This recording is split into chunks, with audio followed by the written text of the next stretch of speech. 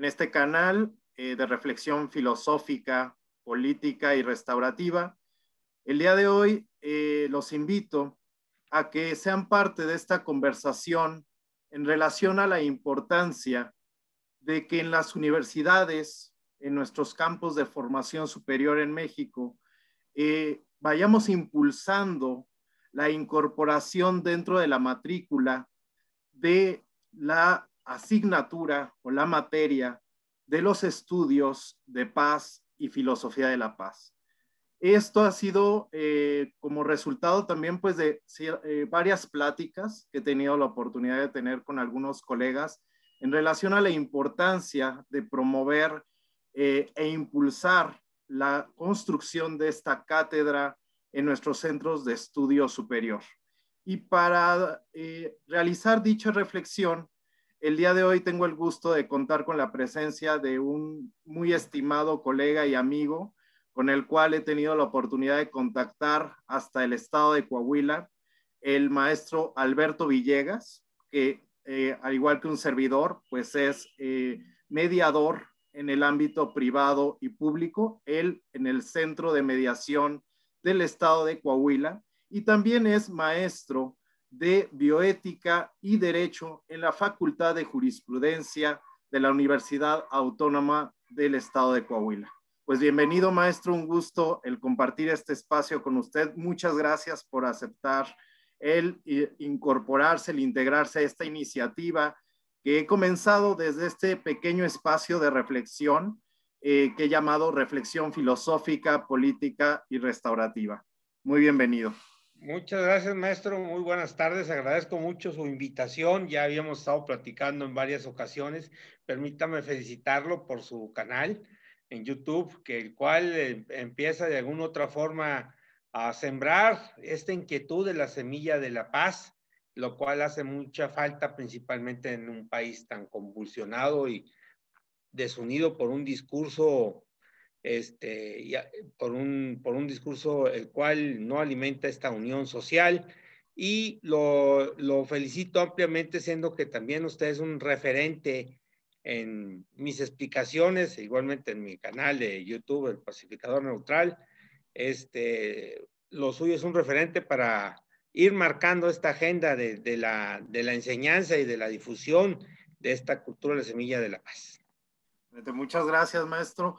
Pues como yo comentaba ahorita al inicio, pues esta plática surge precisamente de esta inquietud que hemos venido compartiendo de la importancia de promover en nuestras universidades esta asignatura de la reflexión de la cultura de la paz y la filosofía de la paz. ¿Usted cómo concibe que esto pudiera ayudar a la construcción de nuevos paradigmas en la construcción de la paz desde las universidades en México? Bueno, yo últimamente, siempre como antes de iniciar en charlas o como usted ya lo había comentado, la cultura de la paz empieza en casa, que yo creo que cuando empezamos a sembrar esa semilla en nuestra casa, de esa cultura de la paz, pero ya no de un punto de vista de las corrientes filosóficas que nos van marcando las líneas de pensamiento, es llevar a cabo esa práctica. El segundo lugar que debe ser esa semilla de la paz son las instituciones educativas, principalmente en las de corte humanista, de educación superior, principalmente en aquellas carreras profesionales como de trabajo social, de psicología, sociología, economía, derecho principalmente, es donde debe ir germinando principalmente esa filosofía dentro de las carreras de derecho. ¿Por qué? Porque la formación del abogado, principalmente de la escuela que yo egresé, en una reunión que tuvimos ahora en la revisión de los planes de estudio, hablamos del corte tradicional de un abogado litigante, un abogado técnico, un abogado el cual pues siempre ha sido un estudioso desde un punto de vista de la ley, con todas esas nuevas doctrinas y corrientes, desde los ámbitos del derecho de privado, derecho público, derecho fiscal, todas esas cuestiones. Pero olvidamos principalmente la otra situación, la cuestión de carácter de la paz, la colaborativa. Ya empieza a haber una corriente en universidades públicas, universidades privadas, de incluir la materia de medios alternos. Pero esa materia la ven como una situación de justicia alternativa, de salidas al procedimiento. Es un pequeño lado, que si usted quiere.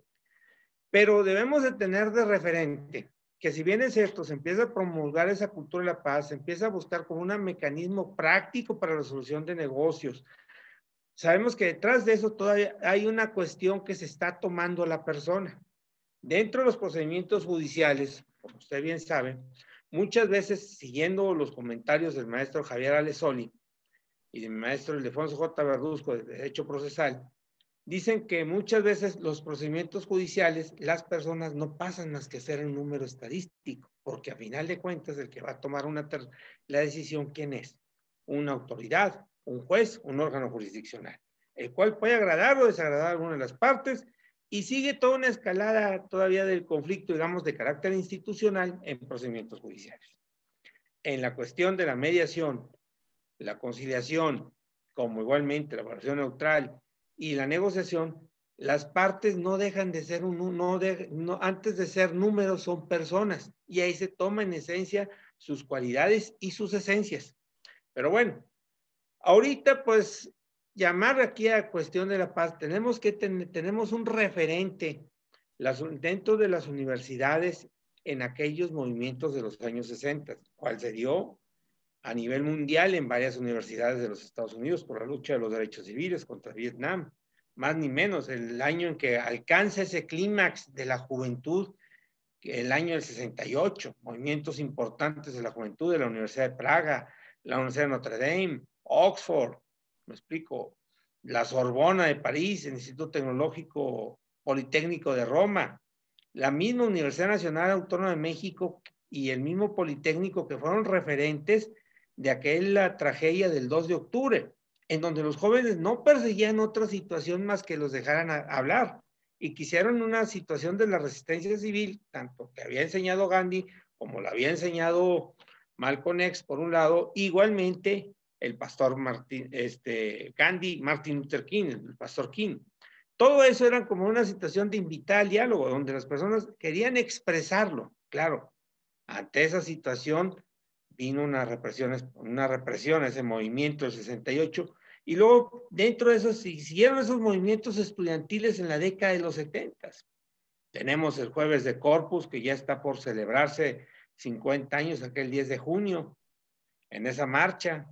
Tenemos la Universidad de Nuevo León, el Movimiento de la Autonomía de la Universidad Autónoma de Coahuila, entre sí otros movimientos, pero todo eso llevaba a una cultura de la paz, como una situación de querer ser escuchados. Y yo creo que eso debe ser referentes, como igualmente la Universidad Iberoamericana, que fue de las únicas universidades privadas que participó en ese movimiento, sin olvidar también un movimiento del TEC de Monterrey, donde los jóvenes querían hablar. Y de alguna otra forma, sería la moda, o no sé, de aquella época, se empezaba a clamar un alza a la voz. Tenemos igualmente que ante la represión, que había un conflicto, tenía que haber la paz. En este momento yo creo que las universidades deben estar conscientes de que no podemos tener otros movimientos universitarios que tengan, donde encontremos estudiantes caídos o mártires por las democracias o por esas luchas, sino necesitamos que las universidades cambien ese paradigma, como lo está sucediendo en varias instituciones, no solamente aquí en México, sino de América Latina, que ya cuentan con centros universitarios de mediación, y están promoviendo esa cultura de la paz. A partir de que México firma o hace la reforma en derechos humanos, mi opinión, empieza a darse esa apertura dentro de todos esos tratados internacionales, y se empieza a promover ya esa semilla de la cultura de la paz. En primer lugar, ¿para qué? Para lograr esa convivencia. Al dado caso, ya el paradigma de los que somos estudiosos del derecho ha cambiado, en el sentido de que antes teníamos la idea que el maestro que ganaba más asuntos, punto, en los tribunales era el mejor abogado. Ahora no. Ahora, como ha sostenido Carbonell, ya ha sostenido Javier Alesoli, de la Universidad Sevillana, de la Universidad San Ignacio Loyola de Sevilla, comentan ambos que el abogado exitoso es aquel que tiene las habilidades de poder negociar y encontrar salidas alternas. Claro, tratando de aterrizar esto, usted, maestro, yo siento de que si podemos hacer las negociaciones en donde se puedan satisfacer esas necesidades, esas carencias que se tienen, yo creo que podemos evitar conflictos o podemos gestionar o administrar que el conflicto no se pueda salir de control. ¿Me explico? Eso nos permite, dentro de las universidades, ir enseñando a nuestros estudiantes o a nuestros alumnos a que vean esa alternativa. Claro, eso lo vemos en el ámbito legal, pero en el ámbito del trabajo social, el apostolado de los trabajadores sociales también es muy importante en el ámbito educativo, en el ámbito de que cuando salen a hacer trabajos campo de las colonias, en algunas colonias conflictivas, en el campo de la psicología también, o sea, ¿por qué? Porque de alguna otra forma brindan esas herramientas y dan esa paz a sus pacientes para poder iniciar alguna cuestión del diálogo. Yo creo que en este sentido la paz debe de tomarse ya como una ciencia, diría yo, faltaría cómo poder definir, pero debemos de tomarla como no como una materia dentro no solamente las licenciaturas de las humanidades, sino de todas las licenciaturas, como una materia de filosofía, en donde se pueda lograr ese convivimiento. Claro, podemos ver a aquellos grandes pensadores que han pasado a través de la historia, pero también debemos de ver que tenemos que aterrizarlo, que hay una serie de herramientas que, como usted como yo hemos aprendido en la práctica, en nuestra formación, en nuestro ejercicio diario, el poder retomar aquella comunicación no violenta o esa comunicación amable, siguiendo aquellas reglas de etiqueta de Carreño, en el sentido de que, bueno, la persona puede comunicarse, el que sepa escuchar. A veces igualmente las circunstancias sociales, el quehacer diario, pues eso ha traído que se separen las cadenas de conflicto. Si en nuestra casa no lo trabajamos con nuestros hijos, en la forma que, o hijas, con las formas se dan de comunicarse, vamos teniendo ese problema. Yo siento que la universidad debe ser principalmente eso, deben de ser como son centros de la universalidad del conocimiento.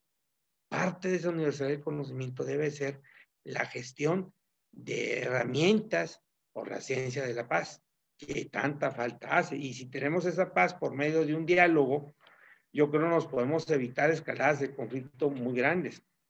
En ese aspecto, pues tenemos ahorita lo que está sucediendo en Medio Oriente, en lo que viene entre Israel y Palestina, o en esta zona tan convulsionada del Medio Oriente, que por una falta del diálogo, entre dos pueblos que no se han podido poner de acuerdo a través de los años, traen una escalada de conflicto como inicios del mes pasado lo vimos, en donde, deje usted, los daños colaterales, ¿a quiénes son?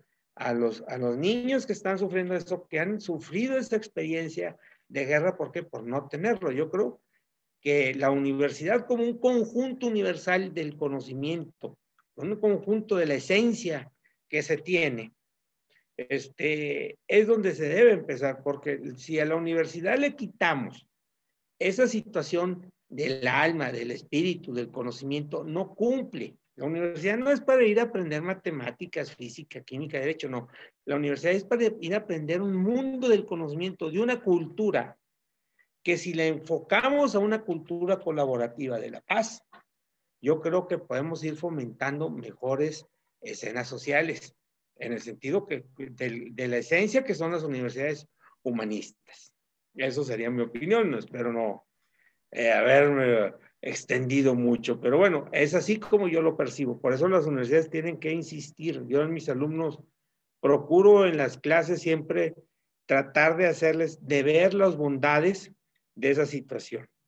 ¿De qué? Porque más un buen arreglo, bueno, es lo mejor que se puede hacer. Y además, ¿por qué? Porque si lo hacemos tanto en la universidad como lo hacemos dentro de nuestra comunidad familiar, puede ser. Hay una experiencia que comenta una compañera, amiga mutua, la licenciada Dani Sánchez, compañera del Centro de Medios. Ella ha hecho referencia de que a veces cuando da las pláticas en la mediación educativa, ella ha tenido la experiencia que a veces se acerca a los muchachos, los de adolescentes o de primaria, y dice, no, pues yo ya le sugerí a mi papá que se acercara a platicar con mamá para mediación. Y ha habido algunos casos que los mismos niños, al escuchar de la mediación educativa, en la función educativa, manda a los papás, les recomienda que acuden al centro de medios alternos. Y es una forma de poder ir a empezar a difundir. Además de que yo creo que las universidades, como todas las escuelas, tienen esa función de poder difundir nuestros servicios o difundir la cultura de la paz desde el punto de vista que deseamos. Totalmente. Fíjese, maestro, que ahorita que lo escucho, pues definitivamente resuena mucho con mucho de lo que han sido mis investigaciones, tanto a nivel profesional como personal. Como bien usted sabe, pues he tenido la oportunidad de ir estudiando como facilitador en el ámbito penal, pero también pues como filósofo que soy, como maestro de filosofía. Y bueno, coincido, o sea, creo que las universidades tienen un papel fundamental en, en el campo de estudio, reflexión y desenvolvimiento de lo que es la cultura de la paz. Y aquí a mí me gustaría como, retomando lo que usted dice, una de las cosas que yo observo es que ahorita ante todo este avance que estamos teniendo, sobre todo en México, en materia de leyes en mediación, definitivamente creo que es un avance positivo, es significativo el que estemos avanzando en esta socialización de lo que son los mecanismos alternativos de solución de conflictos, pero como lo he referido en varios de mis videos, creo que no tenemos que perder de vista el fundamento y el horizonte filosófico y epistemológico de donde parten estos mecanismos alternativos de solución de conflictos, que es este campo, es este árbol mucho más amplio, que es el de la paz, ¿no? Y digo que es un campo muy rico, muy amplio, es un árbol con profundas raíces, con muchísimas ramificaciones.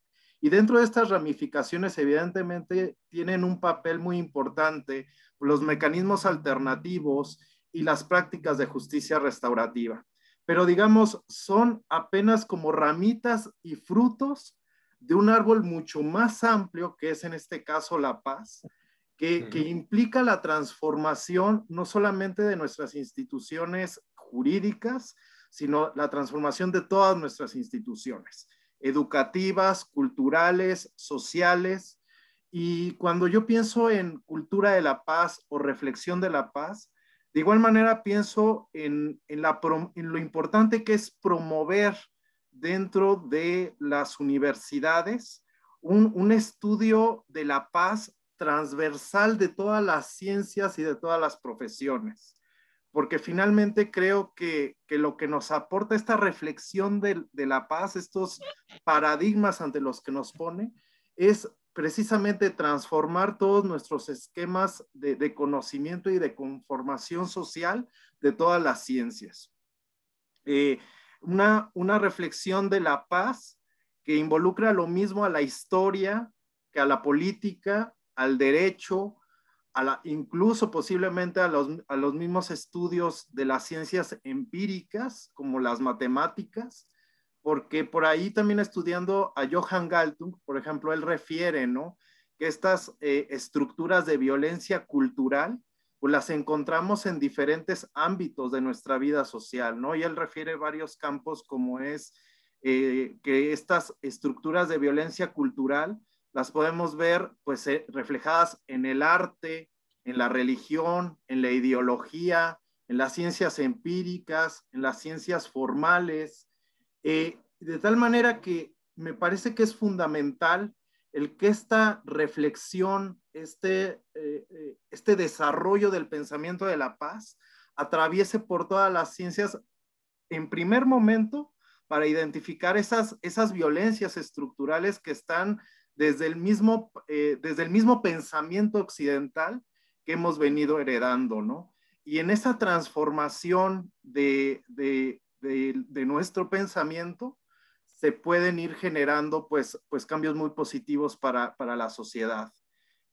Me parece que es fundamental esto que usted comenta, porque igual que usted, pues yo también vengo de una formación en derecho, donde como abogado litigante se me formó mucho desde una lógica de confrontación.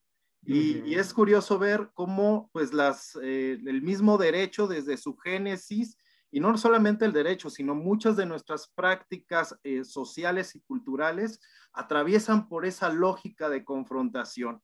Entonces, ¿cómo llevar esta reflexión a las universidades precisamente para que se replantee el pensamiento en varios órdenes, ¿no? De construcción del saber? Y creo que en esa línea también, y lo comentábamos, es de vital importancia recuperar el legado de pensadores, de hombres de acción que han ido precisamente construyendo este pensamiento de la paz, estos procesos de paz. Por ahí en algunos videos yo ya he tenido oportunidad de recuperar parte del legado del pensamiento de Ignacio Ellacuría como rector precisamente de la universidad en El Salvador, pero me interesaba mucho, por ejemplo, que usted también me decía, bueno, está este referente en El Salvador, pero en México, por ejemplo, tenemos el legado de Alfonso García Robles, que de manera definitiva se tiene que recuperar en las universidades. Es interesante que en ocasiones perdemos de vista que, por ejemplo, este ilustre mexicano fue el primero en ganar el Premio Nobel de la Paz y fue el artífice del primer tratado de desarme nuclear en el mundo, y precisamente cómo su trayectoria al día de hoy nos puede alumbrar muchísimo como constructores de paz. No sé si le gustaría a lo mejor mencionar algo sobre Alfonso García Robles. Bueno, don Alfonso, bueno, comento yo que aquí en nuestro país siempre ha sido un país que se ha caracterizado, y bueno, espero no tocar fibras sensibles de historia y estos comentarios los hago sin fines políticos. Hemos vivido desde la historia de nuestro país la figura del caudillaje, desde los próceres de la independencia, desde los iniciadores de la República del 24, de la Constitución de 1857 y claro, la 1917. El mismo don Porfirio Díaz celebra la batalla del 2 de abril, igualmente. Y han sido una serie de caudillos que han llegado. Hasta el dado caso, uno de los caudillos que asienta la revolución es don Venustiano Carranza, con la cuestión del 17, y es traicionado por sus mismas huestes de caudillos, como es el caso de Obregón y de Calles, por no reunirse a sus fines. O sea, claro, eso, digo traicionado porque pues eran del mismo grupo, el grupo Sonora.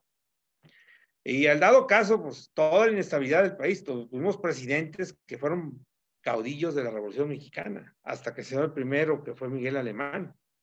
Dentro de este aspecto, cabe mencionar de que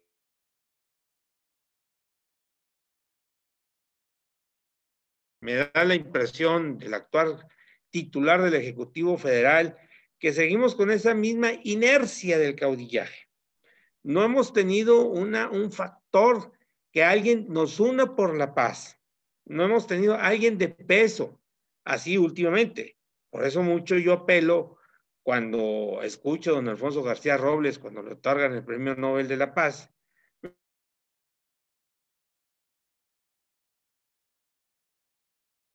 a su obra. Sé que él es egresado de la Universidad Nacional Autónoma de México. Y hay un aula dentro de la misma Universidad Nacional que lleva el nombre, un diplomático de carrera, que él cuando inicia la Segunda Guerra Mundial se encontraba en París haciendo sus estudios de un intercambio, se mueve a Estocolmo y a él le toca vivir esa situación de la Segunda Guerra Mundial. Al dado caso que él ingresa al Servicio Exterior Mexicano como tercer secretario de la Embajada de Estocolmo. Después regresa aquí a México y uno de los encargos del presidente Ávila Camacho, que qué cosas tan ambiguas o de cuestiones tan, efectos tan laterales, a él lo nombran para hacerse cargo de un estudio, formar una academia para hacer estudios de paz. Y por el otro lado, México entra en la Segunda Guerra Mundial.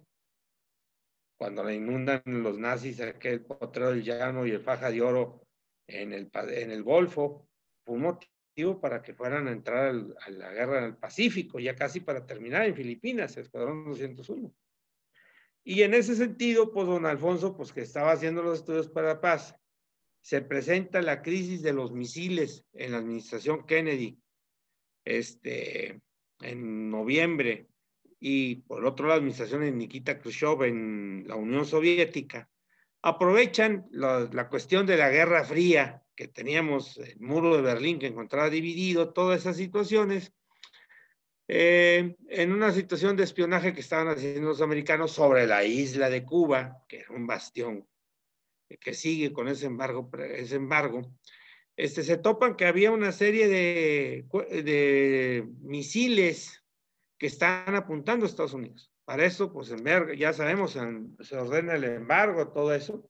Y ante esa situación preocupante, Adolfo López Mateo, con otros presidentes latinoamericanos, a iniciativa de don Alfonso, empiezan, ya después de que se resuelve la crisis, y para evitar otra confrontación que hubiera, se empiezan a hacer las negociaciones del Tratado de Tlatelolco, las cuales se llevan en la sede de la antigua Secretaría de Relaciones Exteriores en la cuestión de Tlatelolco, que imagínese usted, se firma el tratado en el 68, 69, el 2 de octubre es en Tlatelolco, el 2 de octubre, lo cual yo puedo decir, en mi opinión personal, pues ahí es una cultura, ahí era una semilla que se estaba germinando, esa cultura de la paz aquí en México. ¿Por qué? Porque un lado los estudiantes decían, déjenos hablar, y el gobierno se excedió en ese 2 de octubre, punto. Le toca el mismo, la ratificación del tratado le toca a Díaz Ordaz, siendo que había empezado con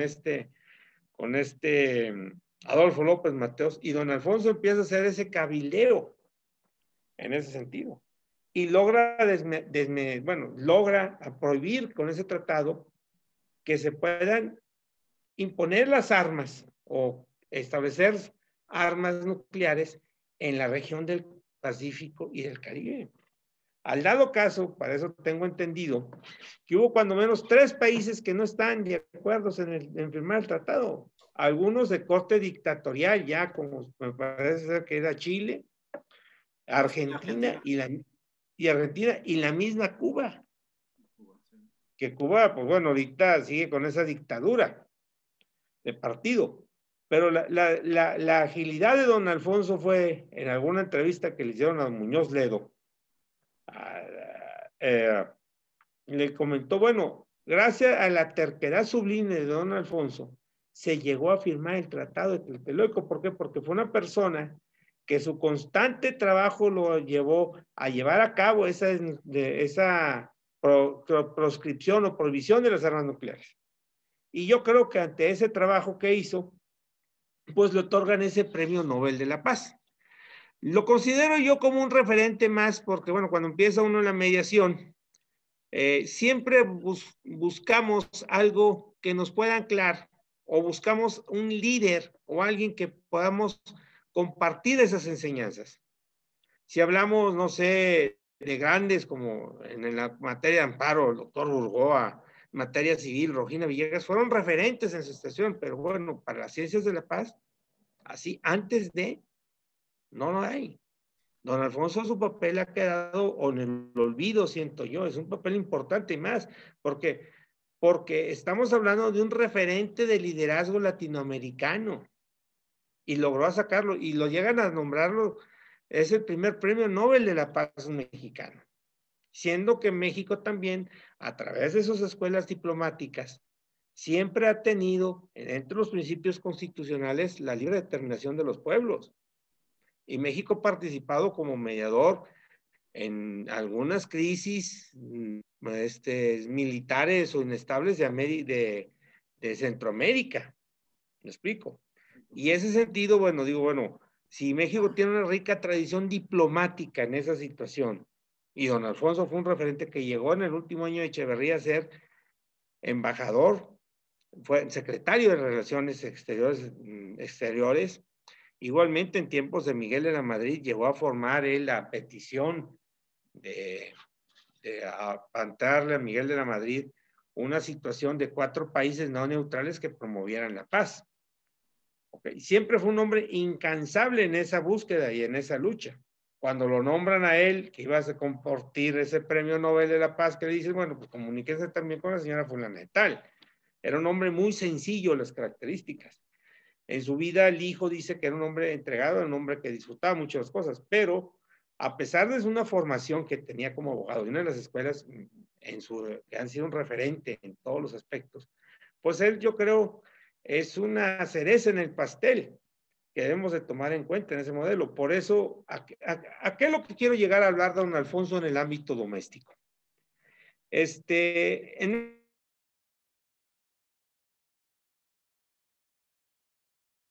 Se menciona y viene una revolución de instituciones jurídicas en el primer tratado. En ese primer tratado de libre comercio se incluyen los métodos alternos. Hablamos de la negociación y del arbitraje. ¿Qué fue lo que más le cayó nido al dedo a México? El arbitraje, que es la mediación. Ha habido más apoyo a la mediación. El arbitraje, bueno, pues sí, yo no conozco árbitros en mi estado, o no sé en su estado, o en el estado de Nuevo León, debe haber algunos, pero casi los árbitros se encuentran, y no digo de fútbol, los árbitros de materia comercial se encuentran en la Ciudad de México. ¿Me explico? O sea, ahí donde los podemos encontrar, porque, bueno, será la capital, se mueve esa situación, pero hay más servicios en la cuestión de mediación. Y eso, de alguna y otra forma, implica que se ha ido diseminando, claro. Ante esa situación, bueno, digo, bueno, ¿por qué no tomar la figura de don Alfonso García Robles? Si al exterior no lo hizo, ¿por qué no retomarlo al interior de nuestro país para promoverlo? Digo, bueno, si una persona pudo al exterior como tercero neutral, porque sí fue eso lo que hizo una mediación, sacar a Cuba de esa carrera armamentista, que fue el principal logro de don Alfonso, que se alineara para este lado, pues yo creo que es un gran logro, aunque ya sabemos que el discurso siempre de la isla, de las autoridades de la isla, siempre ha sido el imperialismo, pero pues bueno, pues cuando menos quedaste fuera de que pudieras causar una crisis de mayores magnitudes. Por eso debemos tomar la figura de don Alfonso como un referente aquí en nuestro país. ¿Para qué? Para en estos momentos tan delicados en la historia nacional de esta desunión, tomar ese papel, o nosotros cada uno que practicamos la mediación, tomar ese papel de cuando menos ir sembrando en nuestras comunidades, desde nuestras familias, esa semilla de la paz. Y claro, ¿por qué no compartirlo dentro de las cátedras de la universidad y hacerlo del conocimiento? Totalmente, no, totalmente. Fíjese que yo recuperando también el pensamiento de don Alfonso García Robles, él en uno de sus discursos precisamente decía algo que me parece que va muy a tono de lo que ahorita usted nos acaba de compartir. Él decía, gobernar no es solo administrar o proporcionar servicios, sino alentar energías y capacidades en la comunidad para su progreso. Y esta idea que él tuvo en este discurso en medio de esta época de desarme nuclear, en medio de estas negociaciones tan importantes para este primer tratado de construcción de paz internacional, pues definitivamente es impresionante ver cómo tiene un gran reflejo, por ejemplo, en la declaración, en la primera declaración sobre cultura de la paz que la ONU adopta en 1999, cuando dice que precisamente para promover la cultura de la paz, lo que se debe de incentivar es que todos los miembros de una nación, de un estado, de una comunidad tengan por igual la oportunidad de desarrollar energías y capacidades de negociación y construcción de consensos. Y esto es una declaración que viene en 1999, cuando ya en los 50, en medio de toda esta situación que vivió don Alfonso, él ya lo profetizaba. Y me parece impresionante. Creo que también en esa línea, ahorita que comentaba usted precisamente de todas las características que en México hay, sobre todo de la figura del caudillaje, ahí también hay una labor muy importante en cuestión de reflexión, de filosofía de la paz y de cultura de la paz, que es el que dentro de nuestros centros de estudio universitarios comencemos una reflexión de la cultura de la paz y la filosofía de la paz dentro del contexto histórico y material de los pueblos latinoamericanos y de nuestro país. Porque de pronto, por ejemplo, todos los enfoques de estudio de la paz, que son estas escuelas, por ejemplo, que vienen desde la comprensión de la paz negativa, la paz positiva, eh, las aportaciones de filosofía de la paz de la cátedra de la UNESCO, se han construido dentro del pensamiento europeo y han sido grandes aportaciones. O sea, son aportaciones muy valiosas que nos han hecho precisamente construir conceptos como reconocimiento, como paz positiva, como diálogo, en fin, ¿no? Pero creo que ahí falta precisamente el que desde América Latina, el que desde los países americanos, México y todo el resto del continente, se comience una reflexión, comprensión y desarrollo de lo que es la filosofía de la paz, pero desde la historia de los pueblos latinoamericanos. Porque ahí definitivamente tenemos que recuperar el peso que ha tenido para nosotros, por ejemplo, la época colonial o el tiempo de la conquista, de la colonización, posteriormente cómo esto se refleja en nuestros gobiernos en figuras como lo que es el caudillaje, y precisamente todas esas figuras, analizarlas y comprenderlas en ese proceso de construcción de paz en nuestros países, porque son figuras que fueron generando fracturas, heridas, que son incluso situaciones pues que nos quedaron a nivel hasta de estructura como países. Entonces, si queremos realmente iniciar procesos de mediación, como lo he comentado en varias de mis intervenciones en videos, que vayan a las causas estructurales de los conflictos, definitivamente tenemos que recuperar esta historia tan particular latinoamericana y reflexionarla y pensarla a la luz de la cultura de la paz, de la reflexión de la paz. Y ahí, pues definitivamente, recuperar el pensamiento de hombres pues tan ilustres, constructores de paz, como Alfonso García Robles, que precisamente viendo un documental sobre él, decían que para ser un gran negociador, una de sus características es que tenía un conocimiento profundo del México que le tocó vivir y de la historia de México. Decían, tenía un conocimiento del México profundo, ¿no? Y creo que es a lo que tenemos que aspirar precisamente quienes ahora estamos estudiando estos paradigmas, el ir a la comprensión profunda de nuestras regiones para generar procesos como lo hizo Alfonso García Robles, ¿no? Muy cierto, o sea, es como usted está comentando, empezar a trabajar con las estructuras, en las estructuras, y ahí ves desde el punto de vista práctico que he comentado, la familia, conocer a nuestras familias, conocer a nuestras comunidades, nuestras colonias, nuestros fraccionamientos, nuestras ciudades, nuestras regiones, y claro, las universidades que igualmente como comunidad. Como comenta la maestra Luciana Catali, como comunidad para poder inculcar ese cambio de paradigma. Claro, herramientas hay muchas, como la comunicación no violenta. En parte eso es lo que se está tratando de alguna u otra forma, y va tocando usted un aspecto muy importante.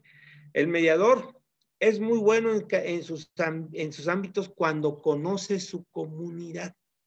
En ese sentido, porque como él va conociendo socialmente esas situaciones, esas carencias, esas faltas, y eso va ayudando mucho a que se vaya construyendo esa cultura de la paz. Totalmente. Y bueno, ya un poquito para cerrar ahorita con esto que decía, ¿no? De pronto podemos como enfocarnos mucho en las herramientas para la paz, pero creo que precisamente desde la reflexión en las universidades, más que pensar en las herramientas, tendríamos que empezar a pensar de lo que están hechas las herramientas. No tanto en la herramienta misma, en la herramienta de la mediación, en la herramienta de las prácticas restaurativas, sino ir más allá y decir, bueno, ¿de qué están hechas estas herramientas? Y cómo a partir de esto, que de lo que están hechas, responder a mi contexto histórico y a mi propia historia, pues desde mi región, ¿no? Y con esto no quiero caer como en que se construyan conocimientos pues locales, cerrados en sí mismos, sino precisamente como partir de este conocimiento material histórico concreto, pero que sea también luz para una comunidad global, ¿no? Que lo mismo alumbre a Europa, a otros continentes, así como también el pensamiento europeo en el desarrollo de estos modelos de pensamiento de la paz nos han alumbrado.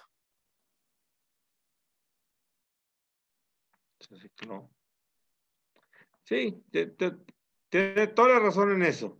Yo creo que por eso es tratar de ir sumando, en palabras mayores. Tratar de ir sumando, de ir haciendo ir comunidad. Sumando, ir haciendo a un lado todos esos individualismos, todos esos egocentrismos. ¿Por qué? Porque a final de cuentas hay que sumar. Y si no sumamos, es lo que viene causando. Por eso, a manera no sé, a manera de un comentario final, yo creo que el país no puede seguir desunido.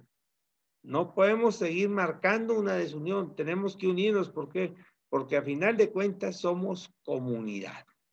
Totalmente. Y como comunidad tenemos que saber tanto las carencias como las necesidades. Y si, como dice Marshall Rosenberg, no entendemos esas carencias y necesidades, vamos a tener esos conflictos que muchas veces van alentando ese discurso oficialista, la desunión. Pero bueno, totalmente. En ese sentido, yo creo que parte de nuestra labor, como los que estamos ahorita inmersos como operadores de la cultura de la paz, como mediadores, tenemos una labor muy ardua en que cada mediación que trabajemos es tratar de ir trabajando esa comunicación, que se vayan con esa enseñanza de unión en los diferentes ámbitos que la practiquemos. Totalmente, maestro. Ese sería mi comentario final. Perfecto. Maestro, pues a manera y desde esta lógica de circularidad que precisamente nos proponen los círculos de paz en este momento como de cierre, pues ¿cómo se va de este compartir? ¿Cómo se va de esta experiencia de diálogo, de haber compartido ideas? Pues me siento muy satisfecho porque hay ese intercambio de impresiones y hay ese enriquecimiento. Además, otra cosa, que a final de cuentas este programa lo hacemos para difundir la cultura de la paz y tratar de sembrar esa inquietud entre nuestras comunidades socialmente, que es lo principalmente, porque yo creo que la vocación del mediador es ese llamado a promover la paz, esa unión, esa suma. Totalmente. Y no es tanto una cuestión de optimismo, sino ese optimismo lo tenemos que traducir en entusiasmo. Y no tenemos que nunca perder